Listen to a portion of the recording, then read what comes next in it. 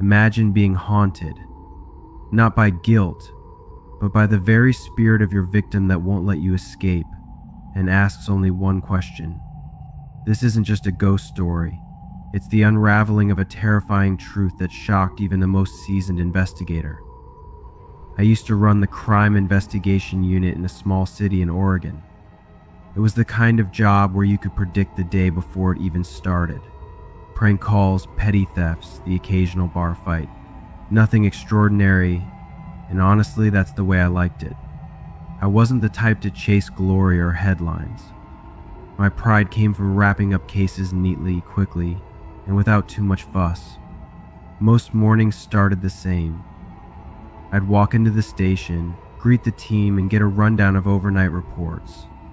That day was no different. A few prank calls, a break-in at a convenience store. Nothing to lose sleep over. I passed everything off to my team, telling them to keep me updated. It was routine, and I liked it that way. But routine has a funny way of getting shattered when you least expect it. Mid-morning, I got a call from the state office. They wanted me to take on a missing person case. Not just any case, an 18-year-old Japanese tourist had vanished. Her mother was raising hell back in Japan, and it was already making its way into the news. Handle it carefully, they said. Around noon, the girl's mother walked into my office with a lawyer in tow. She was polite, but the worry in her eyes was impossible to miss. She told me her daughter had flown into Portland 4 days ago and was supposed to come home 3 days later. But she never boarded her flight, and her phone had gone silent. At first glance, it didn't seem like much.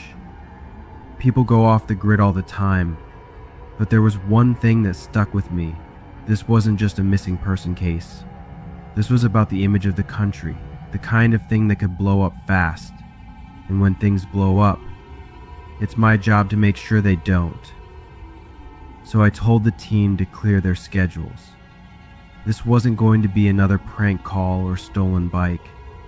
Something told me this was different. The first step in cases like this is to find the last place the person was seen. It's almost always where the trail begins. With the girl's details in hand, her name, a passport photo, I headed straight to Portland International Airport. Airports are like giant eyes that never blink. Everything is recorded. If she landed, there'd be footage. It didn't take long to find her. There she was, stepping off her flight, pulling a suitcase, and looking every bit the eager tourist. The footage showed her walking out of the arrivals area. Then just outside, a man on a motorcycle pulled up. She hesitated for a moment, then hopped on the back of his bike. That was it. They were gone. We ran the bike's plates and had a name by the afternoon. He wasn't hard to track down, a local guy in his 20s, living with his parents. When we brought him in, he didn't even flinch. He told me they'd been chatting on social media for months. He was the one who invited her to visit Oregon, and she agreed.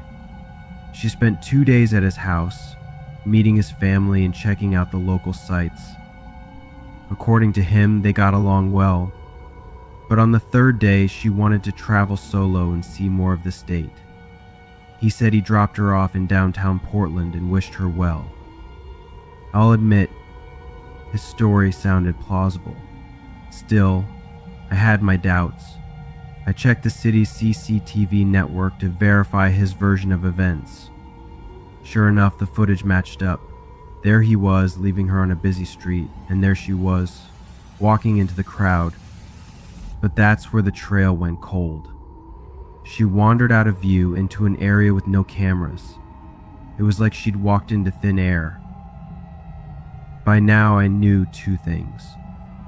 One, the guy on the motorcycle wasn't lying. Two, if I wanted to find her, I'd have to dig deeper. When a person disappears without a trace, you lean on the public. People see things, notice things, even if they don't realize it's important. I knew it was time to get the girl's photo out there. Her face was soon plastered on newspapers, TV channels, and every online feed I could manage. The caption was simple: missing Japanese tourist, last seen in Portland. 2 days passed without a single credible tip. Then, a call came in. A woman who owned a small boutique downtown swore she'd seen the girl.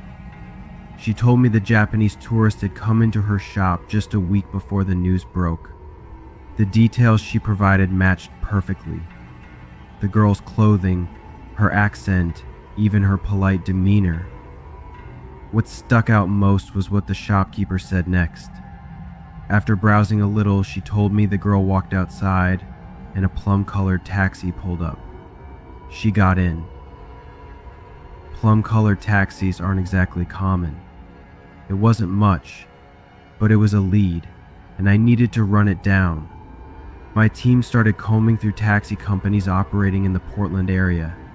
We identified 4 plum-colored taxis registered in the city. I tracked down the drivers one by one. 3 of them were still working, cooperative, and had alibis that checked out.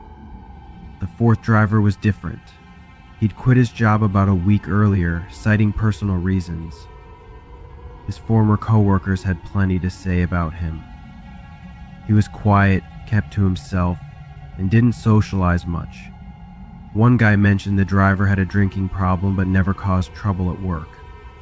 Another said he was an archery enthusiast, good enough to win competitions. Recently, though, his behavior had taken a strange turn. He started living in his car. One of them told me. Stopped going home. Said he couldn't sleep in his house anymore. In his car, it's packed with crosses, candles, and all kinds of religious stuff. That caught my attention. Erratic behavior doesn't always mean guilt, but it's a red flag you can't ignore. I decided it was time to pay him a visit. It wasn't hard to find him. His old coworkers said he'd been living out of his car, and a little digging led us to a park on the edge of Portland. Late at night, under the faint glow of streetlights, his plum-colored taxi sat parked under a sprawling oak tree. The windows were fogged up, and the car reeked of unwashed clothes and spilled booze. I tapped on the window with my flashlight. For a moment, there was no movement. Then, the window rolled down slowly, revealing a man who looked like he hadn't slept in days. His eyes darted around nervously before landing on me. "I know why you're here," he muttered before I could even say a word. His voice was hoarse, trembling like he'd been screaming. When I told him to step out of the car, he didn't resist. Instead, he staggered out, his hands already raised in surrender. "Please," he begged, his voice cracking, "just arrest me. Lock me up. She's going to kill me." I've dealt with plenty of people at their breaking point, but there was something different about this guy. He wasn't just scared, he was terrified out of his mind. "I see her every night," he rambled. "She's in the car, in my house. I can't escape her." I asked him who he was talking about, but he just shook his head and dropped to his knees, clutching his face. Before we continue with the story, I want to share a few important clarifications. What you're about to hear involves one of the most brutal and horrifying crimes one person can commit against another. The purpose of sharing this story isn't to entertain or sensationalize, but to shed light on the consequences of such a terrible act and to serve as a reminder of why we should never even consider inflicting such harm on others.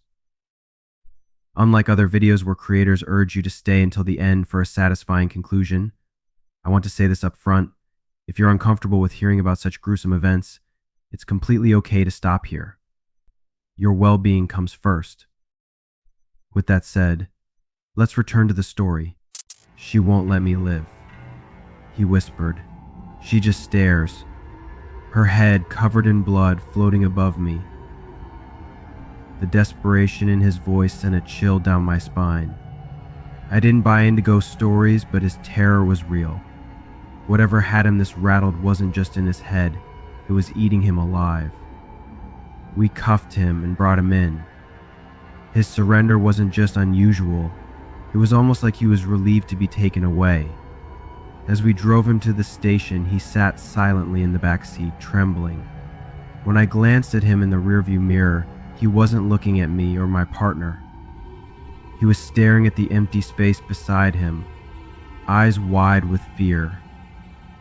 Whatever haunted him, I was about to find out.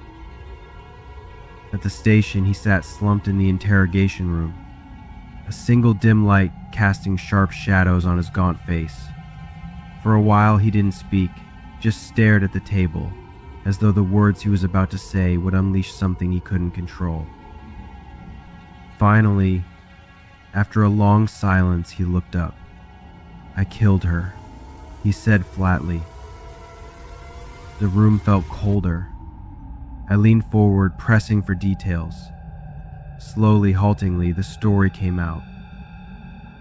He said he'd picked her up in his taxi after she'd wandered into the city, looking for a place to stay. She was polite, cheerful even, and he'd offered her a room in his house, a common arrangement in the area for short-term visitors. She agreed, and for a single night, everything seemed fine. Then, that night he'd been drinking. He admitted he'd been drunk when he made a move on her, suggesting they take things further. She refused, horrified, and tried to leave. That rejection, coupled with the alcohol and his own pent-up anger, unleashed something dark inside him. She tried to run, he muttered, his hands shaking as he gripped the table's edge. But I grabbed my bow. I froze. Why his bow? He explained how he'd been an archer for years, and the weapon had been sitting in his room. In a drunken rage, he grabbed it. Not thinking about what he was doing, he shot her in the chest. She collapsed, bleeding out on the bedroom floor. I just stood there, he whispered, watching the blood. It didn't stop. The room was silent, except for his uneven breaths. Then, the story got worse. He couldn't leave her body there. It would lead straight back to him.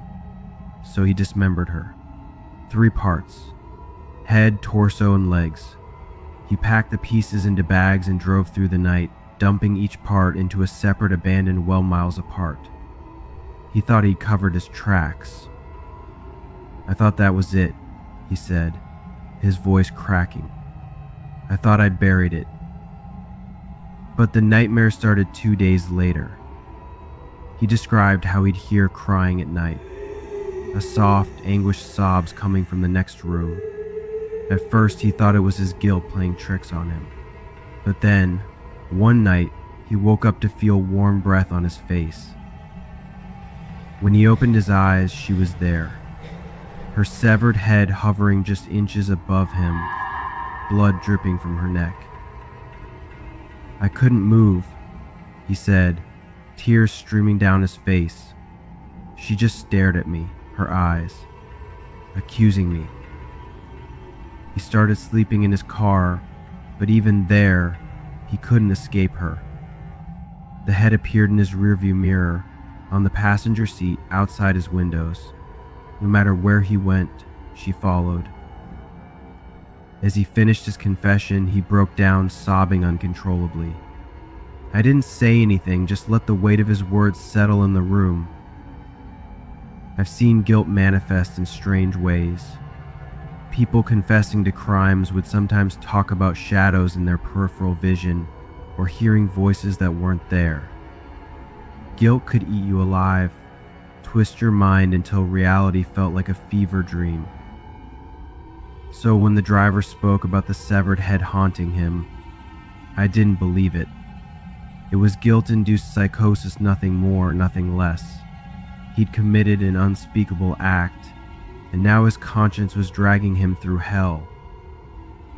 After his confession, the real work began. We needed to recover the girl's remains. Over the next 2 hours, search teams descended on the 3 locations he described. The wells were old and deep, long abandoned, their surrounding areas overgrown with weeds. The first well yielded her torso, still wrapped in the black plastic he'd used. The smell was overpowering, even for seasoned officers. At the second well, they found her legs similarly wrapped. But at the third well, the one where he claimed to have disposed of her head, there was nothing. The search team combed through every inch, using flashlights, cameras, even sonar equipment to probe the depths. Nothing. I was at the site when one of the officers, Peterson, brought up something odd. "Do you know, sir," he said, wiping sweat from his brow, "this area's been a hot spot for weird calls lately." I asked him to elaborate. He explained that a week back, local dispatchers had started receiving anonymous calls at exactly 11:47 p.m. each night.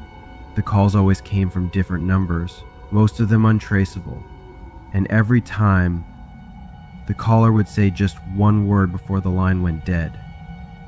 "Why?" he said. That's all they'd say, in Japanese. That gave me pause. The girl was Japanese, and from what we'd gathered, she'd only spoken broken English. It wasn't unusual for her to revert to her native language in moments of distress. Peterson shrugged, trying to make light of it. Probably some prank, right? Kids messing around. But the timing gnawed at me. The calls had started around the same time the girl had killed, and the fact that the third well, the one linked to the head, was empty didn't sit right. Later that evening, as I reviewed the case notes back at the station, I couldn't shake the feeling that something was off. The calls, the missing head, the driver's vivid descriptions of being haunted, they were all pieces of a puzzle that didn't quite fit together. I told myself it was just a coincidence, a strange quirk in an otherwise straightforward case. But deep down, I wasn't so sure. It felt like we were dealing with something bigger than just a murder investigation, something I couldn't quite explain. But the trial was swift, as far as these things go. The driver's confession left little room for doubt, and the recovered remains confirmed his horrific story. The defense tried to plead insanity, pointing to his ramblings about the girl's severed head haunting him, but the judge wasn't having it. When the sentence was handed down, death by lethal injection, the driver didn't seem surprised. He just muttered under his breath, his eyes darting around the courtroom like he was being watched. By the time his execution date rolled around, his mental state had deteriorated even further. He refused to sleep, claiming the head hovered near his bed at night, staring at him with wide, accusing eyes. Guards reported hearing him mutter to himself during the night shifts, saying things like, "She's here. She's watching." On the day of the execution, a small crowd gathered outside the prison, as they often do for such events. I was there too, not because I wanted to be, but because I felt a strange obligation to see this through. The driver was led into the chamber, his face pale and slick with sweat. As the warden read his final statement, the driver's breathing grew erratic. His eyes darted wildly around the room, and then he screamed. "She's here. She's watching me," he shrieked, his voice cracking with terror. His gaze fixed on a spot in the observation room, just beyond the glass where the witnesses sat. "Don't you see her? She's right there." The guards held him down as the needle was inserted, his screams turning to incoherent babbling. His final words were barely audible. After the execution, the crowd outside dispersed quickly. But by the next morning, rumors were already circulating. Witnesses claimed to have seen something in the observation room, a faint, floating figure with long dark hair and hollow eyes. Some swore it hovered above the execution chamber as the driver took his last breath. I dismissed it as mass hysteria. The kind of thing people make up to add drama to an already gruesome story. But one detail stuck with me. Multiple witnesses described the figure as just a head, suspended in the air. I tried to brush it off, but that night, as I sat alone in my apartment, I couldn't shake the feeling that I was being watched.